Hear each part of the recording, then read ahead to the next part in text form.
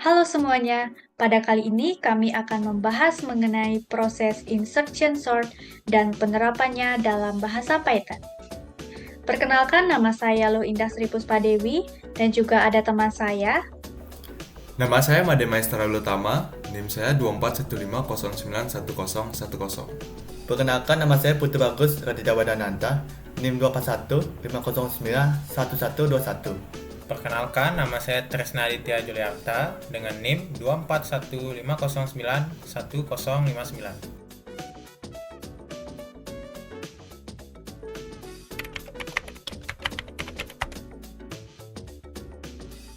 Oke, selanjutnya saya akan menjelaskan yaitu apa itu algoritma sorting.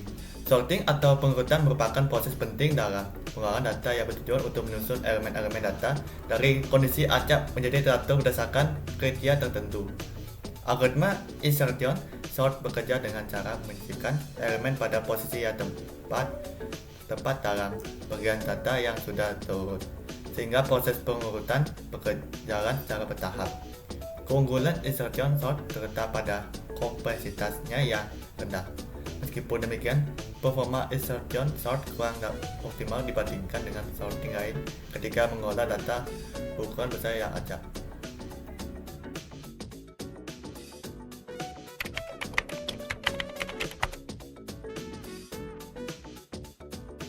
Yang selanjutnya adalah proses insertion sort.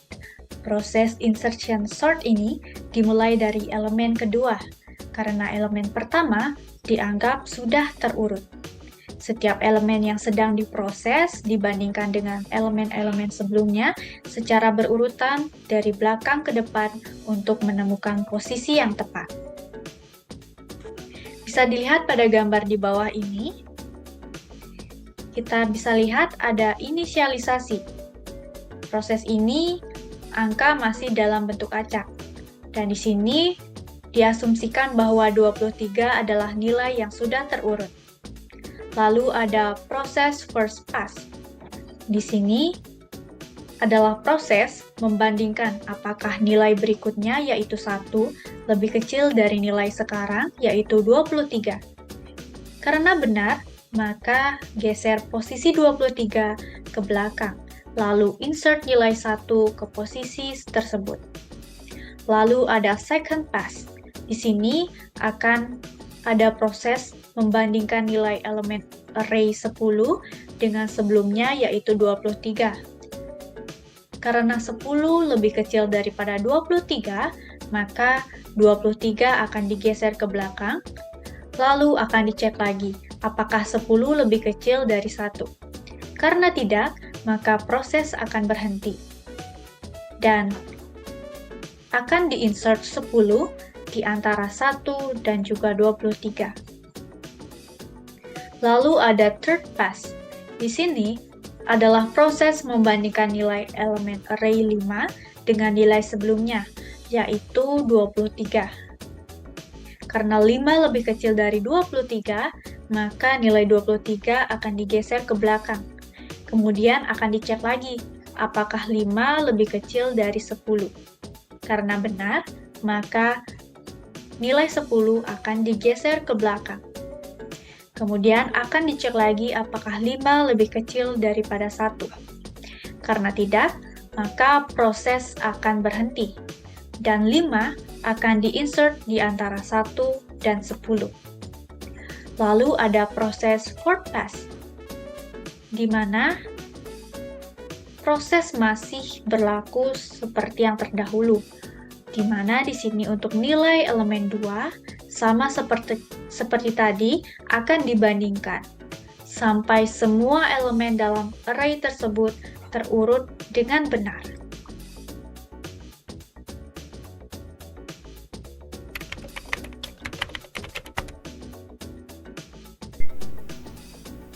Baik, jadi sekarang saya akan menjelaskan tentang implementasi algoritma insertion sort kami pada bahasa pemrograman Python.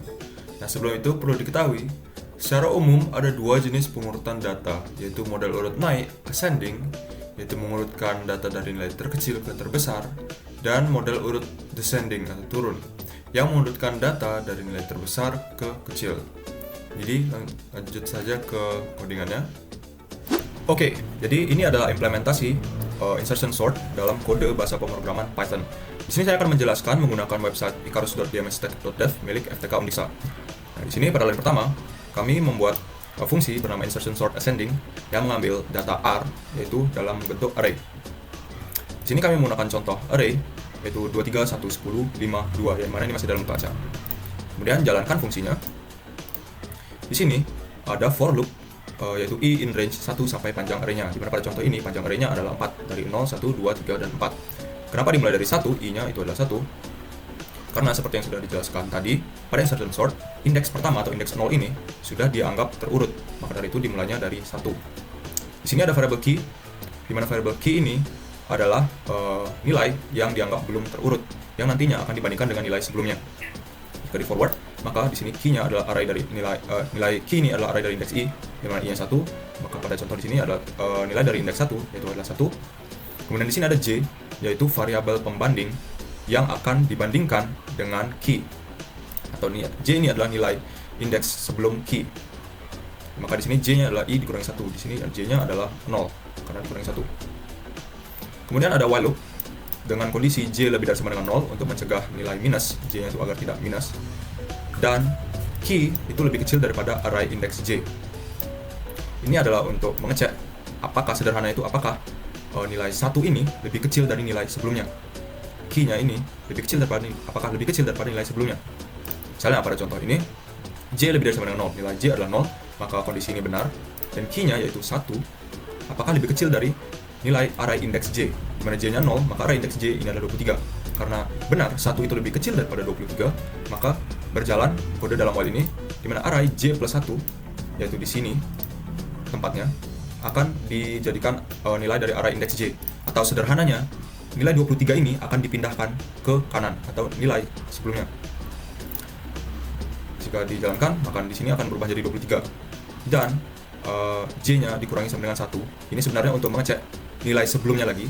Tapi di sini karena ada kondisi j lebih dari sama dengan 0, di sini j-nya akan menjadi minus 1, dan kondisi ini tidak memenuhi, maka while-nya loop-nya akan berhenti.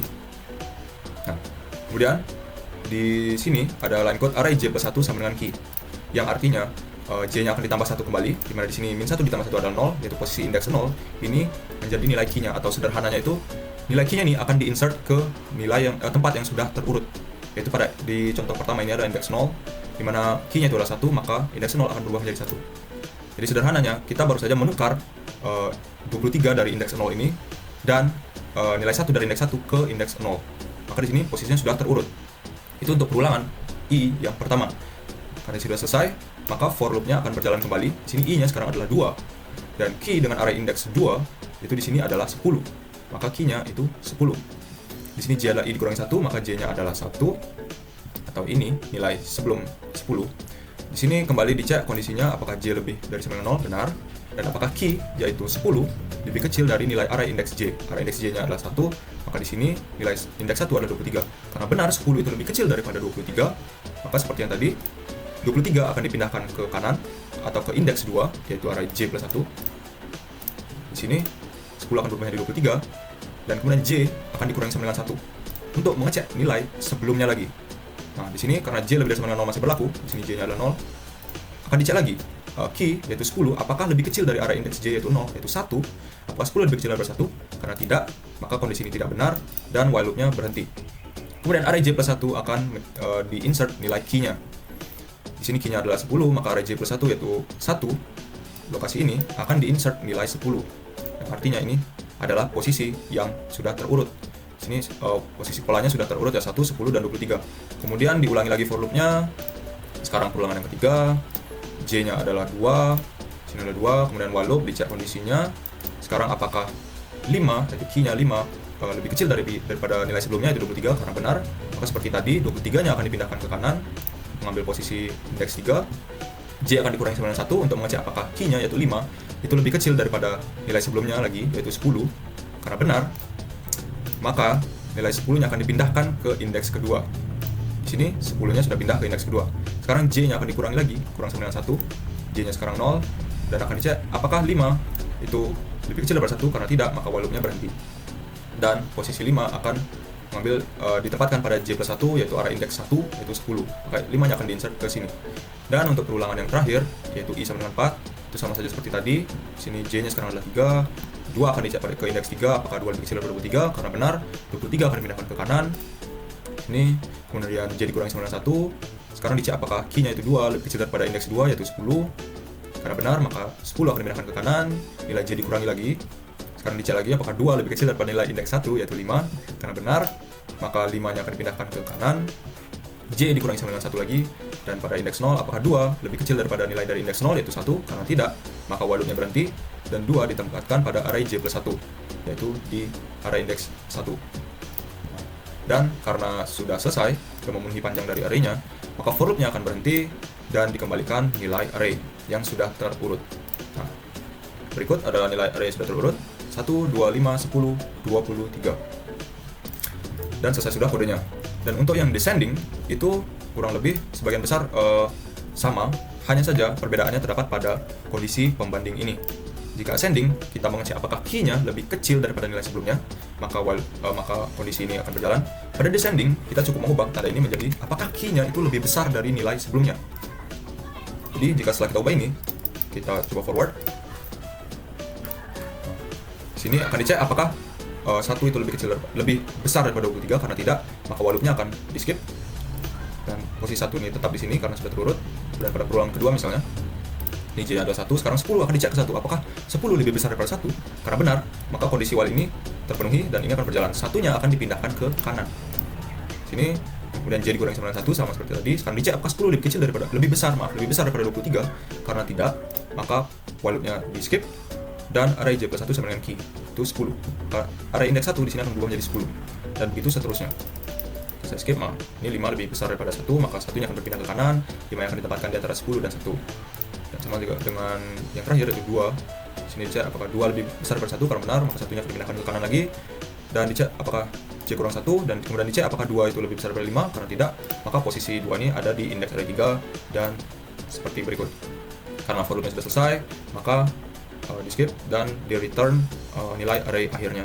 Itu 2, 3, 10, 5, 2, 1, dimana ini terurut secara descending, itu dari besar ke kecil. Baik, jadi inilah program yang akan kita jalankan pada Visual Studio Code. Di sini sudah ada 2 code, yaitu insertion sort dengan ascending dan juga descending. Nah, saat kita menjalankan program ini, maka program akan meminta user untuk menginput data yang akan diurutkan. Nah, misalnya kita gunakan angka acak tadi, yaitu ada 23, ada 1, ada 10, 5, dan juga 2. Nah, lalu kita enter. Lalu setelah itu, kode akan memberikan hasil, yaitu data setelah diurut secara ascending, atau bisa dibilang dari yang terkecil ke terbesar. Ini sudah benar, ada 1, 2, 5, 10, dan juga 23.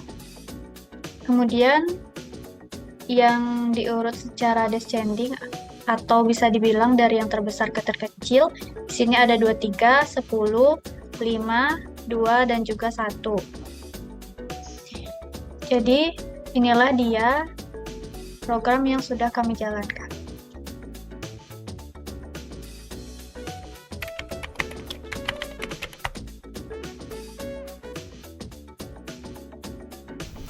Baik, jadi di sini saya akan menjelaskan pengujian mengukur algoritma sorting pada Python pada bagian inserting sort.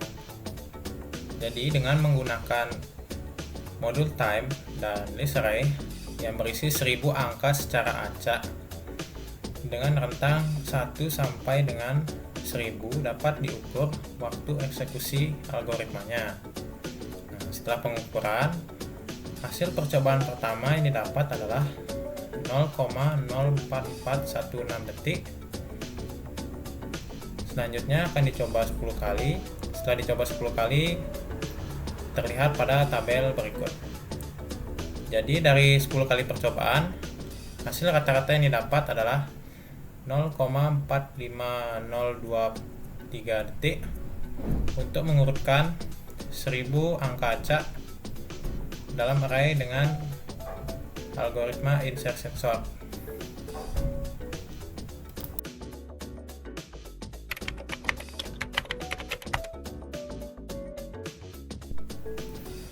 Baik, di sini saya akan membahas kelebihan dan kekurangan dari insertion sort.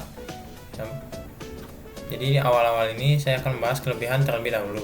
Yang pertama yaitu mudah diimplementasikan, karena algoritma ini meniru cara orang mengurutkan item secara alami, seperti mengatur kartu remi di tangan mereka. Jadi maksud dari mudah diimplementasikan ini gampang dipahami juga dan cocok untuk pemula. Selanjutnya yaitu efisien mengurutkan data yang hampir terurut. Jadi algoritma ini bekerja dengan efisien saat bekerja dengan data yang hampir terurut, bukan data yang acak. Selanjutnya yaitu pengurutan yang stabil. Jadi sebagai algoritma pengurutannya itu stabil. Insertion sort mempertahankan posisi relatif elemen yang sama. Selanjutnya yaitu efisien untuk dataset berukuran kecil. Jadi saat menangani array kecil, insertion sort ini seringkali mengungguli algoritma lain seperti quicksort atau merge sort karena overheadnya yang rendah dan operasinya yang sederhana. Baik, selanjutnya itu kekurangan dari insertion sort. Yang pertama, kurang efektif pada jumlah data yang besar, karena insertion sort ini membutuhkan waktu yang lama untuk mengurutkan data yang besar, karena disebabkan insertion sort ini bekerja mengecek elemen itu satu elemen dalam satu waktu, sehingga waktu yang dibutuhkan untuk mengurutkan data cukup lama. Selanjutnya tidak efektif pada data acak,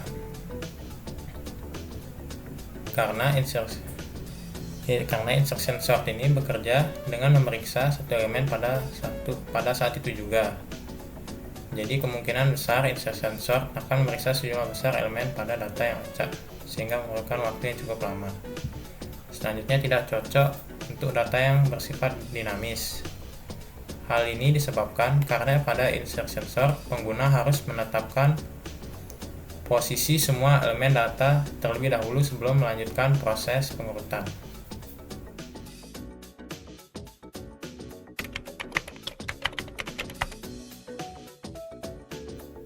Baik, selanjutnya saya akan lagi menjelaskan yaitu kesimpulan. Berdasarkan pembahasan mengenai algoritma insertion sort dan penerapan dalam Python, dapat disimpulkan bahwa insertion sort merupakan salah satu algoritma pengurutan yang sederhana, mudah dipahami dan mudah diimplementasikan. Algoritma ini sangat cocok digunakan untuk mengurutkan data yang jumlahnya kecil atau data yang sudah hampir terurut, karena prosesnya yang efisien dan dalam kondisi tersebut. Hasil pengujian menunjukkan bahwa insertion sort dapat mengurutkan 1000 data acak dengan rata-rata waktu sekitar 0,45 detik. Namun, algoritma ini kurang efektif untuk data berukuran besar atau data yang benar-benar acak, karena waktu prosesnya akan meningkat seiring bertambahnya jumlah data. Selain itu, insertion sort juga tidak cocok untuk data yang bersifat dinamis. Sekian video pembahasan dari kami mengenai proses insertion sort dan juga penerapannya dalam bahasa Python. Kami memohon maaf apabila ada kesalahan baik disengaja maupun tidak disengaja, dan kami ucapkan terima kasih.